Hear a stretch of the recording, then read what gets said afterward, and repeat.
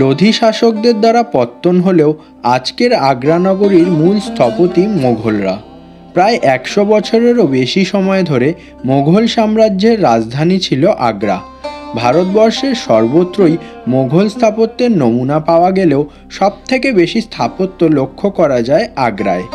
সব মোঘল শাসকই আগ্রায় বিভিন্ন ঐতিহাসিক নিদর্শন তৈরি করলেও সম্রাট আকবর ও সম্রাট শাহজাহান নিজেদের মনের মতো করে সাজিয়ে তুলেছিলেন আগ্রাকে। এই শহরেই রয়েছে আগ্রা ফোর্ট, তাজমহল, ইতিমাদ-উদ-দৌলা, মেহতাববাগ, ফতেপুর সিক্রি সহ আরও নানান অপরূপ স্থাপত্য।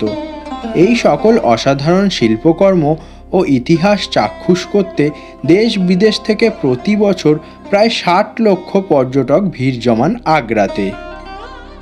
মথুরা বৃন্দাবন ঘোরা শেষ করে আমি এসেছিলাম মোঘল সাম্রাজ্যের রাজধানী আগ্রাতে। আগ্রা ভ্রমণের প্রথম পর্বে আপনাদের সামনে ফতেপুর সিক্রি ও সম্রাট আকবরের সমাধিস্থল সিকান্দারা ঘুরে দেখার অভিজ্ঞতা তুলে ধরেছিলাম। যদি সেই ভিডিওটি না দেখে থাকেন তাহলে ডেসক্রিপশানে দেওয়া লিঙ্কে গিয়ে দেখে নিতে পারেন।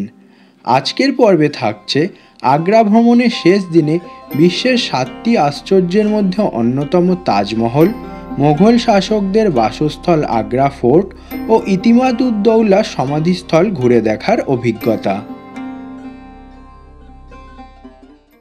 Good morning from Agra. আজকে 7ই সেপ্টেম্বর 2023 বুধবার। এখন ঘড়িতে বাজছে সকাল 7:30 আর আমি এই মুহূর্তে চলে এসেছি আগ্রার তাজমহলে।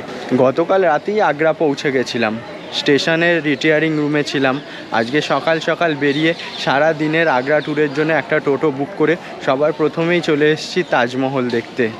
অটো বা টোটো আপনাদের যেখানে নামাবে সেখান থেকে তাজমহলের দূরত্ব 700 মিটার। এই রাস্তাটুকু আপনাদের পায়ে হেঁটেই যেতে হবে। তাজমহলের টিকিট আপনারা অনলাইন এবং অফলাইন দুভাবেই কাটতে পারবেন, তবে অনলাইনে কেটে নেওয়াটাই ভালো। শুধু নিজের নাম এবং একটা আইডি কার্ড নাম্বার দিয়ে টাকা পেমেন্ট করলেই অনলাইনে টিকিট হয়ে যাবে। আর অফলাইনে টিকিট কাটতে হলে এইখানে এসে কাটতে হবে। সেক্ষেত্রে এইখানে যদি ভিড় থাকে তখন কিন্তু টিকিটের লাইনে অনেকক্ষণ দাঁড়াতে হবে। তাই জন্য অনলাইনে টিকিট কেটে এইখানে আসাটাই ভালো। সম্রাট জাহাঙ্গীরের মৃত্যুর পর 1628 সালে নিজের ছোট ভাই শাহরিয়ার মির্জাকে পরাজিত করে মুঘল সাম্রাজ্যের অধিপতি হন মির্জা শাহাবুদ্দিন মোহাম্মদ খুররাম বা শাহজাহান। 1607 সালে খুররাম আরজুমান্দ বানু বেগমের সাথে শাহজাহানের বিবাহ হয়। এই আরজুমান্দ বানু বেগমই মুমতাজ মহল নামে পরিচিত। মুঘল সভাসদদের মতে তার সৌন্দর্যের কাছে পূর্ণিমার চাঁদও ম্লান দেখাত। অচিরেই তিনি হয়ে ওঠেন সম্রাটের প্রিয়তমা বেগম। তবে মাত্র 38 বছর বয়সে সন্তান প্রসবের সময় মৃত্যু হয় মুমতাজ মহলের। তারই স্মৃতির উদ্দেশ্যে শাহজাহান নির্মাণ করান সমগ্র বিশ্বের অন্যতম সুন্দর স্থাপত্যের মধ্যে একটি, বিশ্বের 7ম আশ্চর্যের মধ্যে অন্যতম তাজমহল। 1631 সালে প্রিয়তমা স্ত্রী মুমতাজ মহলের মৃত্যুর পর তাকে দেওয়া কথা রাখতে 1632 সালে মুমতাজ মহলের সমাধির ওপর শাহজাহান তাজমহল নির্মাণের কাজ শুরু করেন। 1648 সালে তাজমহলের মূল কাঠামো নির্মাণের কাজ শেষ হলেও সম্পূর্ণ প্রাঙ্গণ নির্মাণ শেষ হয় 1653 সালে। ভারতসহ মধ্য এশিয়া, ইরান থেকে প্রায় 20,000 দক্ষ শ্রমিক আনা হয়েছিল তাজমহল নির্মাণের জন্য। তাজমহলের প্রধান স্থপতি ছিলেন ওস্তাদ আহমেদ লোহরি। তাজমহলের মূল কাঠামো মাকরানা মার্বেল দ্বারা নির্মিত। মূল গম্বুজটি ছিল সোনা দিয়ে মোড়া। তাছাড়াও তাজমহলের সর্বত্র সোনা, রূপো এবং বিভিন্ন মূল্যবান রত্ন দিয়ে সাজানো ছিল। 1983 সালে ইউনেস্কো তাজমহলকে ওয়ার্ল্ড হেরিটেজ সাইটের মর্যাদা প্রদান করে। 2000 থেকে 2007 সালের মধ্যে নিউ 7 ওয়ান্ডার্স অব দি ওয়ার্ল্ডের যে ক্যাম্পেইন চালানো হয় তাতে তাজমহল প্রথম স্থান অধিকার করে। 1632 সালে শাহজাহান তাজমহল নির্মাণের কাজ শুরু করেন এবং কাজ শেষ হয়েছিল 1653 সালে। মোট 22 বছর সময় লেগেছিল তাজমহল নির্মাণ করতে। তাজমহলের স্থাপত্যে আপনারা ভারতীয়, ফরাসি ও ইসলামিক শিল্পশৈলীর সংমিশ্রণ দেখতে পাবেন। তাজমহলে প্রবেশের মূল্য জনপ্রতি 45 টাকা। আর যদি ভিতরের মজুলিয়ামে প্রবেশ করতে চান তাহলে অতিরিক্ত 200 টাকার টিকিট কাটতে হবে। টিকিট আপনারা আর্কিওলজিক্যাল সার্ভে অফ ইন্ডিয়ার ওয়েবসাইট থেকে কেটে নিতে পারেন। লিংক ডেসক্রিপশনে দেওয়া রয়েছে। এই প্রসঙ্গে জানিয়ে রাখি, প্রতি শুক্রবার তাজমহল দর্শকদের জন্য বন্ধ থাকে। প্রায় 20,000 শ্রমিক 22 বছর দিন রাত পরিশ্রম করে এই তাজমহল নির্মাণ করেছিলেন। রাজস্থান, তিব্বত, আফগানিস্তান এবং চীন থেকে সেরা মানের মার্বেল নিয়ে আসা হয়েছিল এই তাজমহল নির্মাণের জন্য। ভরতপুরের জাট শাসকদের আক্রমণকালে তাজমহল অত্যন্ত বাজেভাবে ক্ষতিগ্রস্ত হয়। সমস্ত সোনা দানা, মূল্যবান রত্ন তারা খুলে নিয়ে যায়। পরবর্তীকালে ভাইসরয় থাকাকালীন লর্ড কার্জন তাজমহলের সংস্কার করান।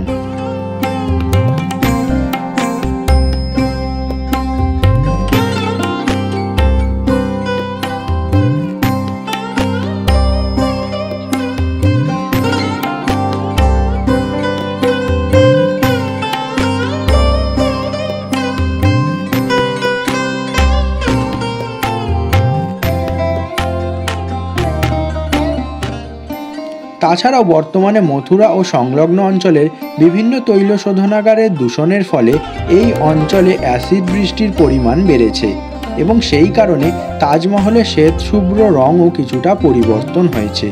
তবে সমস্ত কিছুর পরেও এই স্থাপত্যের জৌলুস দর্শকদের চোখে এতটুকু কমেনি।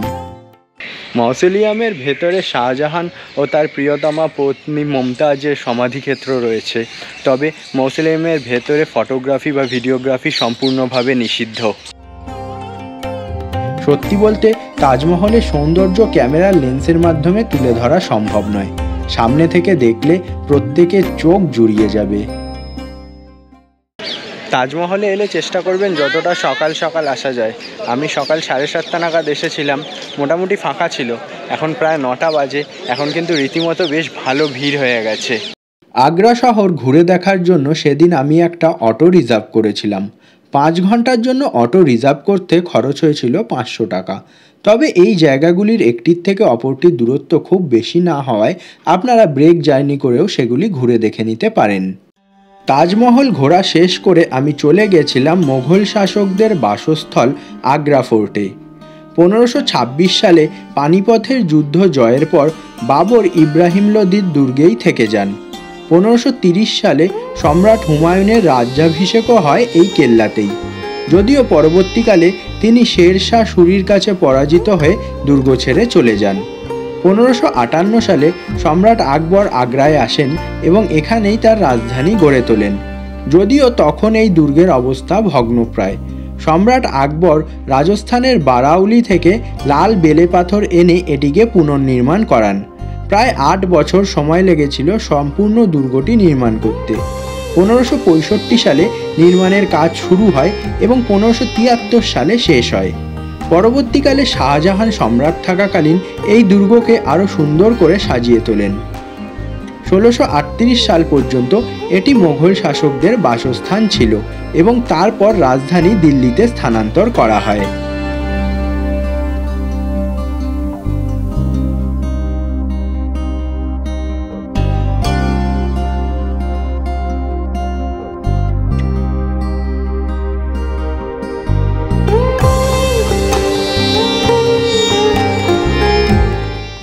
আমার পিছনেই আপনারা দেখতে পাচ্ছেন জাহাঙ্গীর মহল এবং জাহাঙ্গীর মহলের ঠিক সামনেই সম্রাট জাহাঙ্গীরের ছোটোবেলায় স্নানের পাত্রটিও রাখা রয়েছে।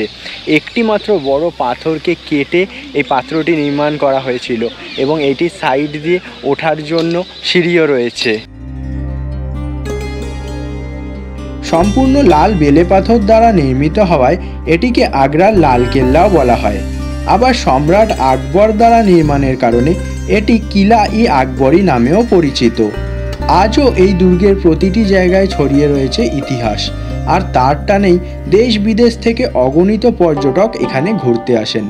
1983 সালে ইউনেস্কো তাজমহলের পাশাপাশি আগ্রা ফোর্টকেও ওয়ার্ল্ড হেরিটেজ সাইটের মর্যাদা প্রদান করে।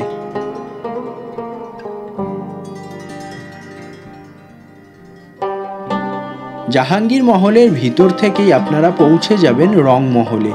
সেই সময় সম্রাটের বিনোদনের ব্যবস্থা করা হতো এই রংমহলেই। সম্রাট শাহজাহান তাজমহল এমন জায়গায় নির্মাণ করিয়েছিলেন যাতে আগ্রা ফোর্টের বিভিন্ন জায়গা থেকেই তাজমহল খুব সুন্দরভাবে দেখতে পাওয়া যায়।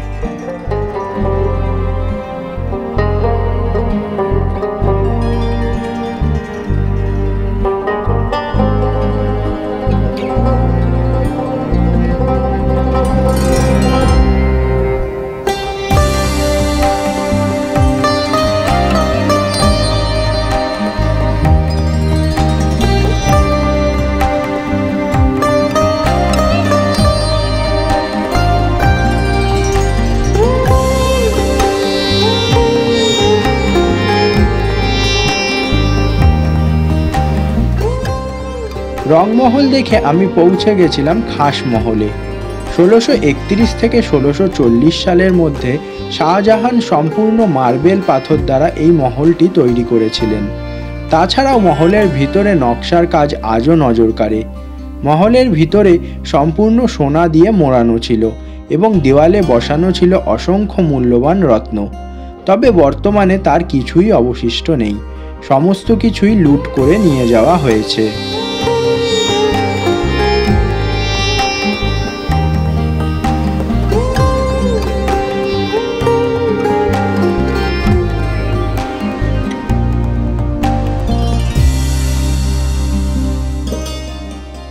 খাসমহলের দুই পাশে দুটি কক্ষ রয়েছে। সম্রাট শাহজাহান তার দুই অবিবাহিতা কন্যা রোশনারা ও জাহানারার জন্য এই ঘর দুটি নির্মাণ করান। দুটি কক্ষই পালকির আদলে নির্মিত।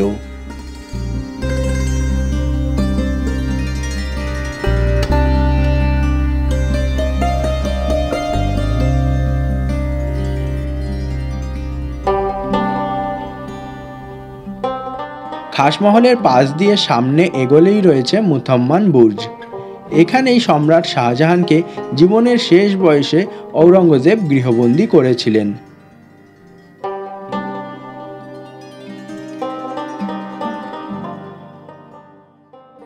এই হচ্ছে সেই জায়গা যেখানে জীবনের শেষ 8টি বছর শাহজাহানকে বন্দী করে রেখেছিলেন ঔরঙ্গজেব। শাহজাহানের মৃত্যুর পর তার কন্যারা তাকে এইখান থেকে লুকিয়ে সুড়ঙ্গ পথে যমুনা নদী পার করে তাজমহলে নিয়ে গিয়ে মুমতাজের পাশে সমাহিত করেন। এই সুড়ঙ্গ পথেই শাহজাহানের মৃত্যুর পর তার মৃতদেহ তাজমহলে নিয়ে যাওয়া হয়। এছাড়াও রয়েছে মিনা মসজিদ। গৃহবন্দী থাকা অবস্থায় শাহজাহানের নামাজ পাঠের ব্যবস্থা এখানে করা হয়েছিল।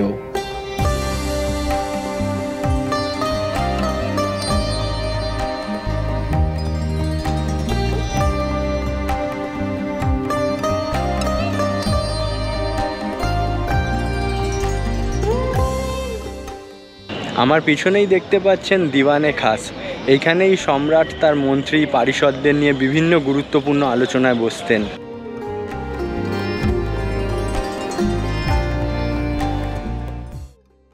দিওয়ানে খাসের ঠিক পাশেই আপনারা দেখতে পাবেন মিনা বাজার।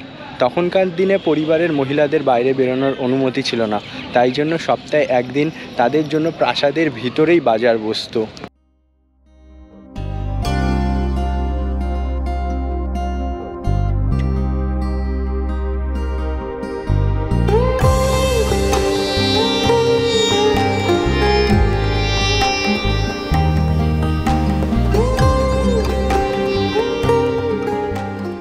মোগল পরিবারের মহিলাদের নামাজ পাঠের জন্য শাহজাহান দুর্গের ভিতরেই তৈরি করেছিলেন নাগিনা মসজিদ।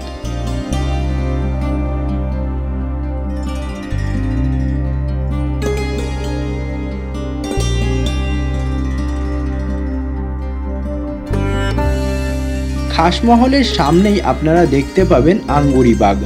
সম্রাট জাহাঙ্গীরের স্ত্রী নূরজাহান এখানে আঙুরের চাষ করতেন।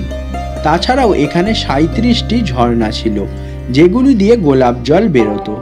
যমুনার হাওয়ায় সেই সুবাস পুরো কেল্লায় ছড়িয়ে পড়ত।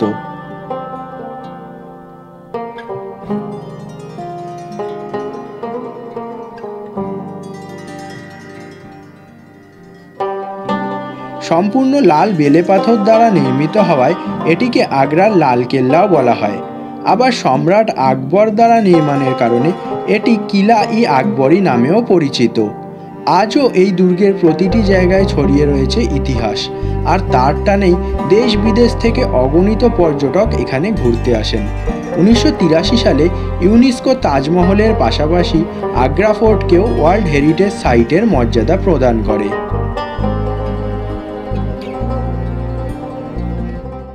আর এই হলো দিওয়ানে আম। এইখানেই সম্রাট বসে সাধারণ প্রজাদের অভাব অভিযোগ শুনতেন এবং তার নিষ্পত্তি করতেন।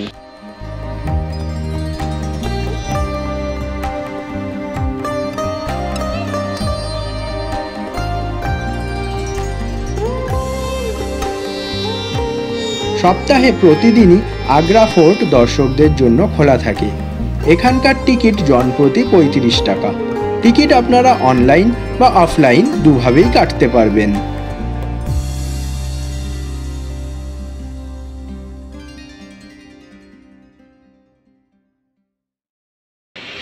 তাজমহলের থেকেও কিন্তু আপনাদের আগ্রা ফোর্ট ঘুরতে বেশি সময় লাগবে। তা এইখানে যখন আসবেন হাতে কিছুটা সময় নিয়ে আসবেন। মোটামুটি পুরো ফোর্টটা ঘুরে দেখতে 2.5 থেকে 3 ঘন্টা সময় লেগে যাবে। এদিন আমার শেষ গন্তব্য ছিল ইতমাদুদ্দৌলা সমাধিস্থল। এটি আগ্রা শহরের কিছুটা বাইরের দিকে অবস্থিত। আগ্রা ফোর্ট থেকে দূরত্ব 4 কিলোমিটার। পৌঁছাতে সময় লেগেছিল 15 মিনিট। আগ্রা ঘুরতে আসা অধিকাংশ পর্যটকই তাজমহল ও আগ্রা ফোর্ট দেখেই ফিরে যান। তবে আমি সাজেস্ট করব, আগ্রা ঘুরতে এলে ইতমাদুদ্দৌলার সমাধি কোনোভাবেই মিস করবেন না। তাজমহলের পাশাপাশি ইতমাদুদ্দৌলা স্থাপত্যের সৌন্দর্যও কোনো অংশে কম নয়।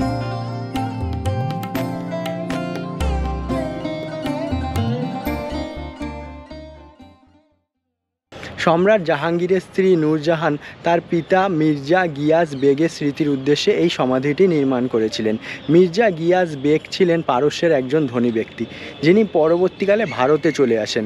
জাহাঙ্গীরের সাথে নূরজাহানের বিবাহের পরে তিনি মোগল সভার ওয়াজির হয়েছিলেন এবং পরবর্তীকালে তিনি ইতিমাদ-উদ-দৌলা উপাধিটি নিয়েছিলেন। স্ত্রীর মৃত্যুর কিছুদিনের মধ্যেই 1622 সালে তিনি মারা যান এবং নূরজাহান 1622 থেকে 1628 এই 6 বছরের মধ্যে পিতামাতার স্মৃতির উদ্দেশ্যে এই সমাধিটি নির্মাণ করিয়েছিলেন। এই ইতিমাদ-উদ-দৌলা সমাধিক্ষেত্রের সাথে আগ্রার তাজমহলের কিন্তু অত্যন্ত মিল রয়েছে এবং মনে করা হয় আগ্রার তাজমহল এটির অনুকরণেই তৈরি। তাই জন্য এই ইতিমাদ-উদ-দৌলা সমাধিক্ষেত্রটিকে মিনি তাজ বা বাচ্চা তাজও বলা হয়ে থাকে।